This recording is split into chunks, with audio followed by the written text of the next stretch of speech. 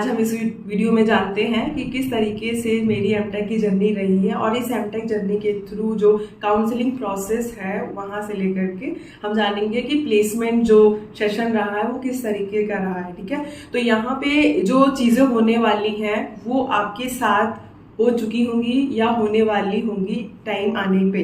ये बात 2020 की है और 2020 में CCMT काउंसलिंग कराया था मैंने और मेरा एम ये था कि मुझे काउंसलिंग करा के कोई भी कॉलेज लेना है और मुझे फिर उसके बाद स्टाइपेंड लेना है और गेट की तैयारी करनी है PSU के लिए। ये मेरा मेन एम था। अब जैसे ही मैंने एनरोल किया CCMT के राउंड 1 में मुझे कोई कॉलेज अलॉट नहीं हुआ क्योंकि मैंने उस वक्त चॉइस फिलिंग की थी वो मैंने एट रैंडम बिना कुछ सोचे की थी। तो ये मेरी सबसे बड़ी गलती थी कि मैंने कुछ भी किसी से भी मैंने बात करने की कोशिश नहीं की, कुछ भी मैंने पता नहीं किया और रेगुलर राउंड में मैंने ऐसे ही चॉइस फिलिंग कर दी, जिस वजह से क्या हुआ कि मुझे NIT उत्तराखंड मिला, जबकि मेरा स्कोर 527 था, जो बहुत अच्छी मुझे NITs मिल सकती थी। अब इसके बाद NIT उत्तराखंड मुझे वो भी सेकेंड राउंड में मिला, रेगुलर सेकेंड राउंड में। जैसे ही मुझे NIT उत्तराखंड मिला तो मुझे रियलाइज हुआ, मैंने सर्च किया NIT उत्तराखंड कैसा है, तो मुझे पता चला कि NIT उत्तराखंड का खुद का अभी कैंपस नहीं था उस टाइम पे, अभी हो गया। उस टाइम पे नहीं था, उस टाइम पे उसकी क्लासेस जयपुर में ही चलती थी। तो ये सारी चीजें थी, मैंने सोचा कि जब NIT उत्तराखंड खुद का कैंपस उनके उत्तराखंड में नहीं है तो ये कॉलेज कैसा हो सकता है, और चीजें मैंने सर्च करना शुरू किया तो मुझे वो कॉलेज इतना सेटिस्फाइबल नहीं लगा। इसके बाद पता नहीं क्यों मैं सेटिस्फाइबल चीजें देख रही थी, क्योंकि उत्तराखंड मेरे घर से भी दूर पड़ता, तो इसलिए मैं थोड़ा अपने ही एरिया में कॉलेज लेने का ट्राई कर रही थी जहां पे मैं पास में ही, घर के पास में कॉलेज ले सकूं।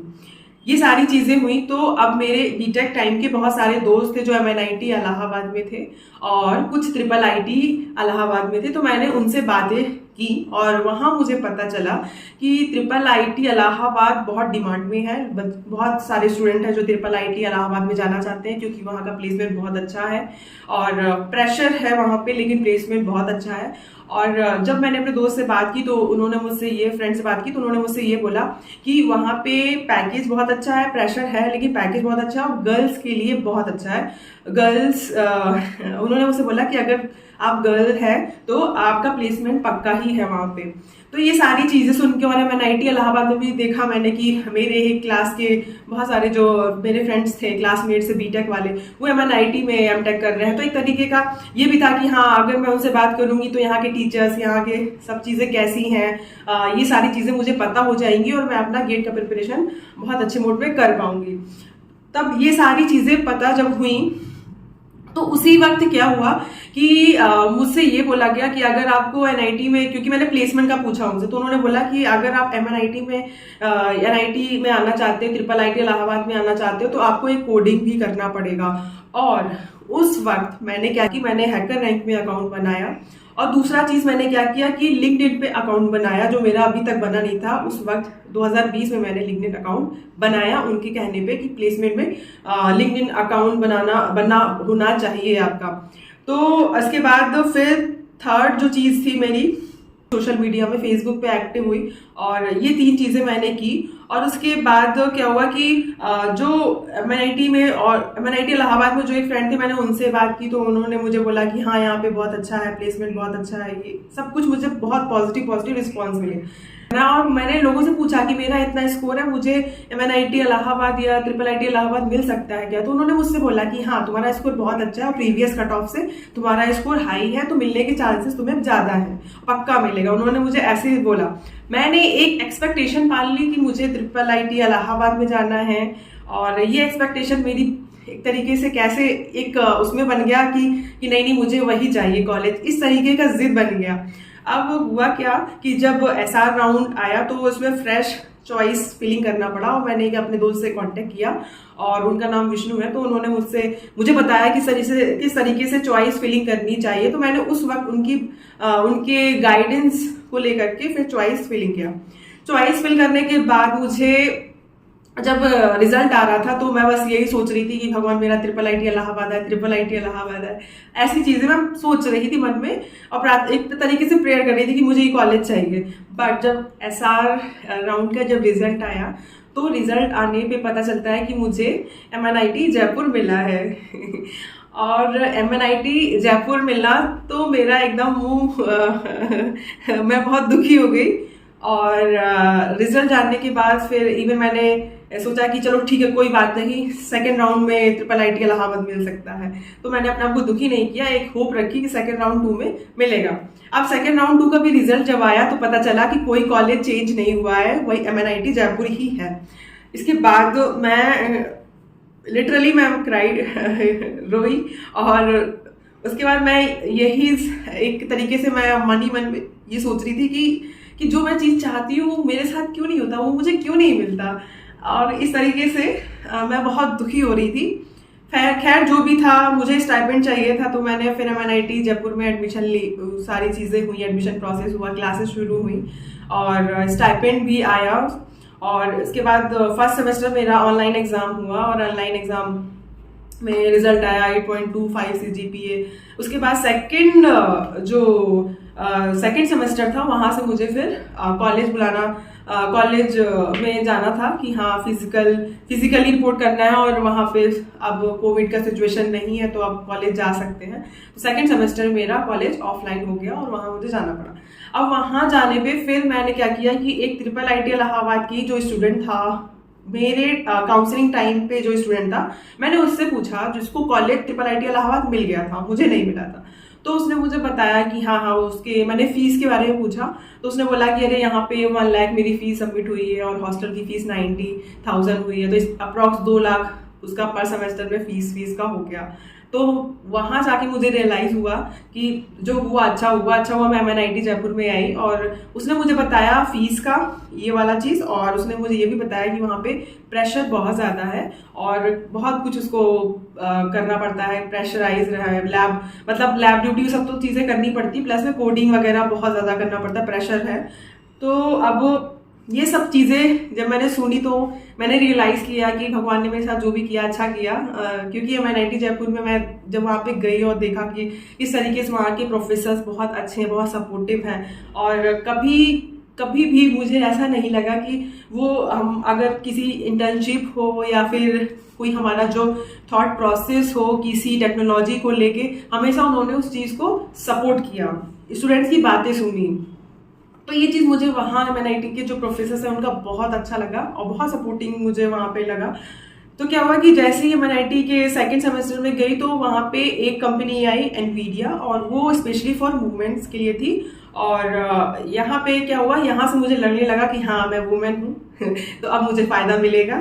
तो अब जैसे ही वो जो कंपनी आई तो मेरे पास उस वक्त रिज्यूमे नहीं बना हुआ था। उस वक्त मैंने जल्दी में, जैसे सुबह एग्जाम में मैंने रात को रिज्यूमे बनाया और रिज्यूमे से सुबह लिस्ट वगैरह आई और फिर उसके 2 दिन बाद लिस्ट आई थी और फिर एग्जाम हुआ। और एग्जाम में क्या हुआ कि कोडिंग से, जो मैंने अभी हैकररन में कोडिंग करना स्टार्ट किए थे उससे रिलेटेड ही कोडिंग था, तो मुझे समझ में आ रहा था कि क्वेश्चन बहुत सिंपल है। बट उस वक्त भी मेरा कोड रन नहीं किया, एक कोड रन हुआ था और एक कोड रन नहीं किया था, जिस वजह से फिर ये हुआ कि मेरा नाम नहीं आया। अब इसके बाद लेकिन मुझे ये चीज़ पता चल गई कि मुझे रिज्यूमे अच्छे से बनाना पड़ेगा। और वहाँ पे एक चीज़ ये भी होती है कि जब आप कॉलेज जाते हो तो आपको सुपरवाइजर से एक इंटर्नशिप परमिशन भी लेना पड़ता है, जहाँ पे आपको परमिशन चाहिए सुपरवाइजर की कि आप हाँ उनके परमिशन के अनुसार आप इंटर्नशिप कर सकते हो।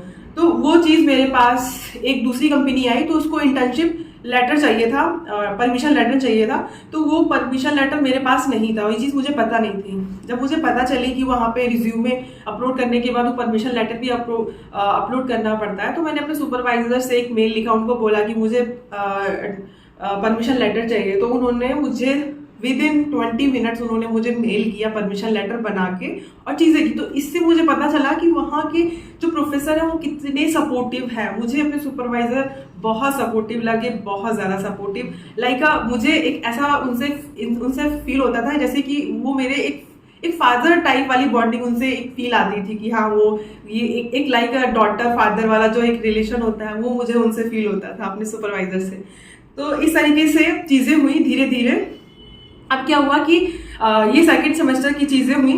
अब इसके बाद फिर इंटेल आई और इंटेल ने इंटेल 40,000 स्टाइपेंड दे रही थी। ये सब मैं बता रही हूँ इंटर्नशिप के लिए कंपनी आई थी। इंटेल, अमेजॉन, फिलिप्स और भी बहुत सारी कंपनियां थी जो 20-20 हज़ार भी दे रही थी। मिनिमम 20-20 हज़ार तो कंपनियां दे ही रही थी एमटेक वालों को। और बीटेक वालों के केस में ये था कि कुछ को 15,000, 25,000 और 50,000, 90,000, 1 लाख तक जा रहा था मैक्सिमम का इंटर्नशिप का स्टाइपेंड बीटेक वालों के केस में।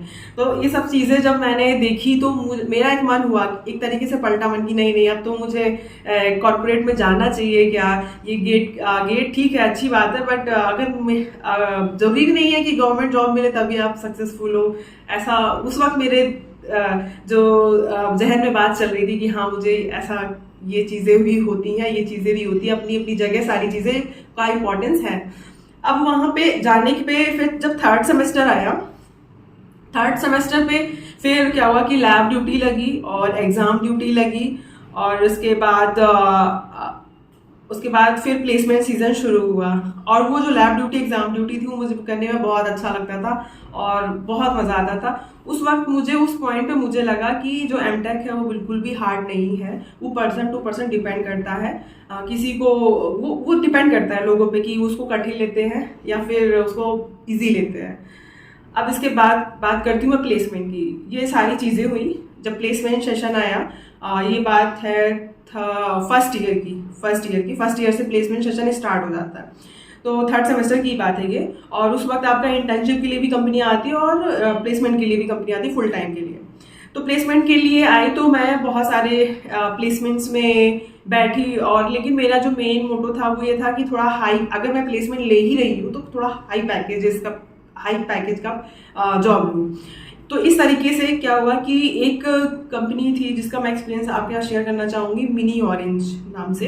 तो उसमें मुझे जाना था क्योंकि वहाँ उस कंपनी में मेरे MNIT के ही सीनियर थे तो उनका पैकेज भी अच्छा था, लगभग उनका 15 के अप्रॉक्स पैकेज था। तो मुझे लगा चलो अच्छा है, इसमें जा सकते हैं। अब वो उस मिनी ऑरेंज में मेरा जो एक टेस्ट था वो रिज्यूमे शॉर्टलिस्ट हो गया, नाम आ गया लिस्ट में, सुबह टेस्ट था और वो टेस्ट पता नहीं कैसे मैं सो गई उस टाइम और मैं वो टेस्ट अटेंड नहीं कर पाई।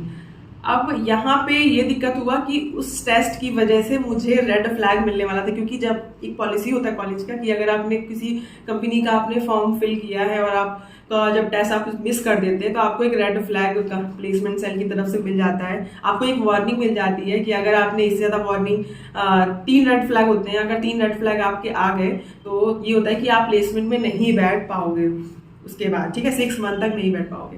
तो ये वार्निंग्स होती। तो मुझे एक रेड फ्लैग भी मिला उस मिनी ऑरेंज की वजह से। अब वो क्या हुआ कि अब वो एग्जाम मेरा छूट गया था, बट मैंने उनके जो कंपनी का जो टेस्ट बीच में ही चल रहा था, मैंने वहाँ जब एनरोल किया तो मैंने उनसे बात की कि मैं मतलब लेट हो गई हूँ, मेरा वो लॉगिन नहीं हो रहा था, ये सब मैंने चीज़ें उनको बोली। तो उन्होंने जैसे तैसे करके मेरा एग्ज़ाम दोबारा लिया। एक दूसरे कॉलेज का एग्जाम ले रहे थे तो उन्होंने बोला कि ठीक है आप उस कॉलेज के लिंक से आप एग्जाम दे देना, हम आपको वो कर लेंगे। मैंने कहा ठीक है। तो वहाँ पे एग्जाम दिया मैंने, वो भी मेरा पेपर बहुत सही गया, लेकिन मेरा इंटरव्यू का 2 राउंड था। फर्स्ट वाले इंटरव्यू में मेरा बहुत अच्छा गया, लेकिन वो उसके फर्स्ट इंटरव्यू के बाद ही मेरा लिस्ट में नाम नहीं आया। अब क्या हुआ कि मैं उसको मिनी ऑरेंज को बहुत ही दिल से जहन में लगा लिया था कि मुझे इस कंपनी में जाना है और वहाँ पे भी मेरा नहीं होता है। तो इस वजह से भी मेरा यहाँ पे एक बार हार्डवेक यहाँ पे भी हुआ। पहले हुआ IIIT इलाहाबाद को लेके, अब यहाँ पे होता है कि मुझे मिनी ऑरेंज नहीं मिला।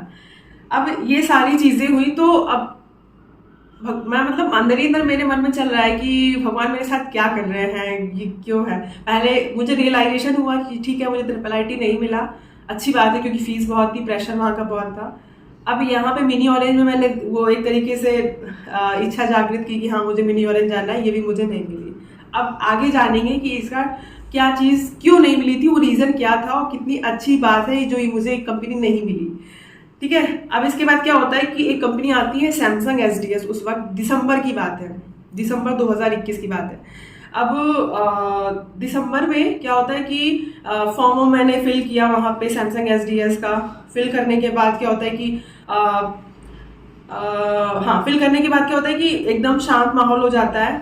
उसके बाद फर्दर प्रोसेस सैमसंग का होता नहीं है कुछ। फिर उसके बाद क्या होता है कि बहुत सारे मेरे जो क्लास के स्टूडेंट्स हैं वो प्लेस्ड हो चुके होते हैं और ऑलमोस्ट हो चुके होते हैं, कुछ ही बचते हैं। 6 या 7 स्टूडेंट्स बचते हैं प्लेसमेंट के लिए, बाकी सारे प्लेस्ड हो चुके होते हैं दिसंबर तक।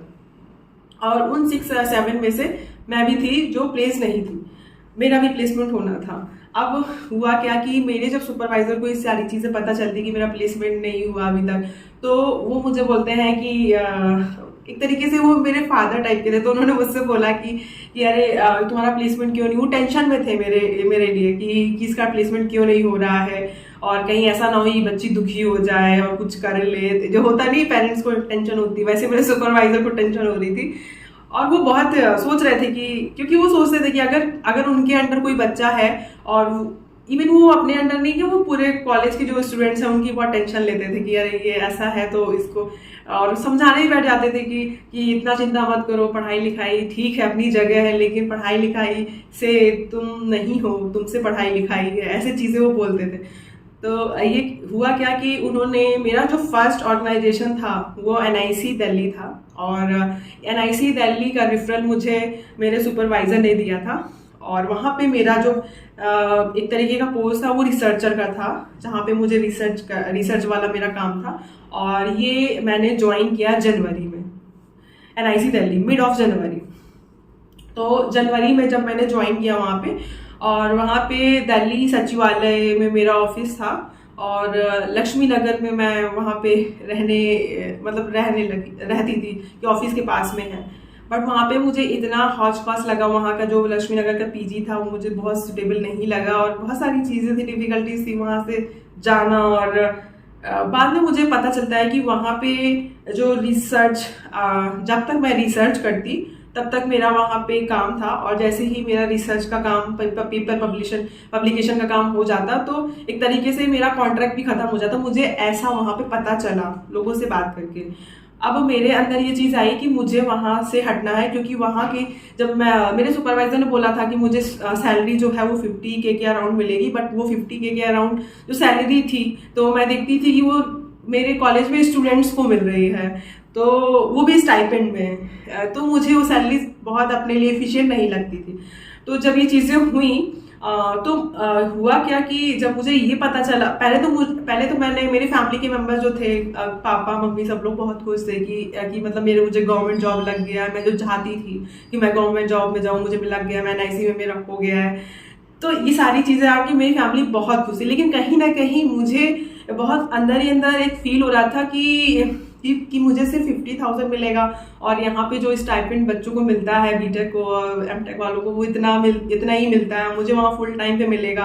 और जब मैंने वहाँ पे दिल्ली में रही, वहाँ का रहन सहन, कितना खर्चा होता है, सारी चीज़ें, तब मुझे वो वैलिड नहीं लगा। और वहाँ पे मुझे ये भी पता चला कि जब एज अ रिसर्चर जब तक उनका मन है, कॉन्ट्रैक्ट है, तब तक ठीक है, लेकिन उसके बाद वो निकाल भी सकते हैं। तो मुझे थोड़ा सा वहाँ पे माहौल सही नहीं लगा, और मेरा मन नहीं लगता था वहाँ पे।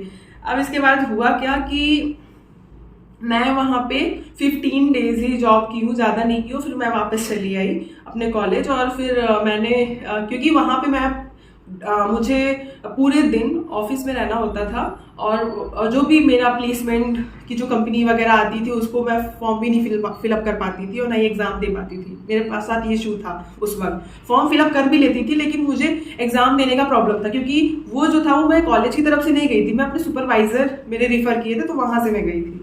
तो इसीलिए कॉलेज की तरफ से तो मैं फॉर्म फिल कर सकती हूँ कॉलेज का, लेकिन ये है कि दिक्कत ये था कि मैं एग्जाम नहीं दे पा रही थी, क्योंकि मैं उस वक्त ऑफिस में होती थी, और ऑफिस में मैं कैमरा कैसे, लैपटॉप का जो कैमरा होता था उसमें कैसे एग्जाम दूँ, क्योंकि पीछे से लोग निकल रहे होते थे, बहुत सारी चीज़ें होती थी, मुझे बहुत प्रॉब्लम होता था वहाँ पे। मैंने देखा कि बहुत सी अच्छी कंपनियाँ आई उस वक्त, और मैं एग्ज़ाम नहीं दे पाई उनका, मुझे बहुत रिग्रेट फील हो रहा था। और ऐसे करते करते एक तरीके का मुझे एक दिन मैं सुबह उठी और मुझे बहुत रिग्रेट फील हुआ कि मैं कोई एग्ज़ाम नहीं दे पा रही हूँ। अच्छी कंपनियाँ आ रही हैं, 36 लाख की कंपनियाँ आ रही है, क्वालकॉम आ रही है, मैं कोई एग्ज़ाम नहीं दे पा रही हूँ उस ऑफिस जाने के चक्कर में। इसके बाद क्या हुआ कि मैं वहाँ से सडनली उठी और मैंने बैग पैक किया और मैं वापस आ गई जयपुर। और जयपुर आने के बाद फिर जिस दिन मैं आई उसी दिन, जब दिसंबर में सैमसंग SDS का फॉर्म फिलअप किया था, तो वो SDS वाला जो कॉल था इंटरव्यू का वो मेरे पास आया और मैंने उठाया। और सोचिए मैं रास्ते में हूँ और मेरे पास वो कॉल आता है इंटरव्यू का सैमसंग का। और उस वक्त मैं उनसे बोलती हूँ कि मतलब हाँ मुझे थोड़ा टाइम दीजिए वो। और फिर जैसे ही मैं लैपटॉप खोल के फिर मैं इंटरव्यू देती हूँ, उसी वक्त आके, कोई तैयारी नहीं, वैसे ही थकी हुई हूँ मैं, और सडनली मैंने इंटरव्यू दिया। और इंटरव्यू जब मेरा हुआ तो सैमसंग इंटर्नशिप वाला जो इंटरव्यू हुआ उसमें उन्होंने मुझसे पूछा कि प्रोजेक्ट से रिलेटेड चीज़ें पूछी, और उन्होंने मुझसे पूछा कि उप्स कॉन्सेप्ट के बारे में पूछा, SQL क्वेरीज पूछी उसमें से। ये सारी चीज़ पूछने के बाद वो मुझसे लास्ट में पूछते हैं कि आपको कोई क्वेश्चन है। तो मैंने पूछा उनसे कि हाँ मुझे क्वेश्चन है। तो मैंने वहाँ पे पूछा कि सैमसंग SDS कैसा ऑर्गेनाइजेशन है, और जब सैमसंग था तो सैमसंग SDS लाने की ज़रूरत क्या थी, और क्यों ये ब्रांच आपने खोली, और कहाँ कहाँ पे ये ब्रांच है। और मैंने पूछा कि वुमेन की सेफ्टी आपके ऑफिस में क्या नियम है वुमेन की सेफ्टी के लिए, और वर्किंग आवर्स क्या है, एनवायरनमेंट कैसा है, किस टेक्नोलॉजी पे काम चल रहा है। ये सारी चीज़ें मैंने उनसे पूछी। और सडनली ये होता है कि उस वक्त मेरा fourth semester, MTech second year का 4th सेमेस्टर में मेरा एडमिशन हो रहा था। और एडमिशन के लिए हम लोग फीस सबमिट करने जा रहे थे। उसी वक्त मेरा रिजल्ट आया सैमसंग SDS इंटर्नशिप का कि मेरा उसमें सिलेक्शन हो गया है। वहाँ पे मुझे था कि मुझे 30,000 मुझे इंटर्नशिप मिलेगा उसमें। और वो मेरी जो इंटर्नशिप थी वो 5 मंथ की थी, मतलब कि फरवरी से लेकर के जून तक की थी। ये चीज़ें हो गई। इसके बाद मैं खुश हुई कि चलो अच्छा है। वहाँ पे मुझे NIC दिल्ली में मुझे 50,000 मिल रहा था, यहाँ पे मुझे 30,000 वो भी मुझे इंटर्नशिप में मिल रहा है। अब इसके बाद होता क्या है कि सैमसंग SDS का हो गया, बट एक तरीके से फुल टाइम के लिए जो कंपनी आ रही थी, मुझे सडनली याद आता है कि PSU भी तो आती है। सीनियर से पता चला मुझे कि PSU भी आती हैं, बट मुझे ये भी पता चला वहाँ पे कि PSU के लिए मैं ओवर एज हो गई हूँ। उसमें वहाँ PSU के लिए क्या होता है कि आप की जो एज होनी चाहिए वो 23, 24, 25 उससे ज़्यादा नहीं होनी चाहिए, और मेरी एज, मैं ओवर एज हो चुकी थी 2 मंथ से। अब इसके बाद ये जब सारी चीज़ें हुई तो मुझे बहुत एक रिग्रेट हुआ कि हाँ चलो PSU में तो नहीं जा सकती मैं, क्योंकि वो NIC छोड़ के आई थी तो मैं यही सोच के आई थी कि चलो BEL में चली जाऊंगी और PSU में चली जाऊंगी। बट जब यहाँ आई तो ओवर एज वाला इशू हो गया। अब इसके बाद होता क्या है कि फिर फरवरी में जेनपैक कंपनी आती है, और जेनपैक में क्योंकि उस वक्त ना धीरे धीरे कंपनी का जो फ्रीक्वेंसी था आने का वो कम हो गया था। मतलब पहले क्या होता था कि एक दिन में ही 3 कंपनियां आ रही हैं, अभी क्या हो रहा था कि पूरे वीक में 3 कंपनियां आ रही हैं ऑफिस में, कॉलेज में। तो ये जब चीजें हो गई उस टाइम तक, फरवरी तक ये हो गया था कि फ्रीक्वेंसी कंपनी की आने की कम हो गई थी, मतलब वीक में 3 या 4 या 5 कंपनी ही आ पाती थी। तो उस वक्त जेनपैक्ट आई, और जेनपैक्ट में डेटा साइंस मुझे एक रोल दिखा और वो मुझे अट्रैक्ट किया कि हाँ डेटा साइंस रोल है। तो मैंने वो फॉर्म भरा, फिलअप किया, और उसका जो ऑनलाइन टेस्ट होता है, रिटन टेस्ट, वो हुआ। और उस रिटन टेस्ट में, जेनपैक्ट के रिटन टेस्ट में क्या पूछा गया क्या नहीं, वो चीज़ें मैं आपको नेक्स्ट वीडियो में बताऊंगी। और अभी के लिए फिलहाल इस वीडियो में इतना ही रखते हैं, और 4th पार्ट में हम जानेंगे जो एमटेक जो जेनपैक्ट का जो जर्नी था, किस तरीके से क्वेश्चंस पूछे गए, क्या इंटरव्यू में क्वेश्चन पूछा गया, और क्या ऑफर मिला मुझे, कितने का ऑफर मिला, ये सारी चीज़ें हम वीडियो के 4th पार्ट में देखेंगे। ठीक है, तो अभी के लिए फिलहाल इतना ही, तब तक के लिए चलती हूँ मैं, नेक्स्ट वीडियो मिलेंगे, बाय बाय।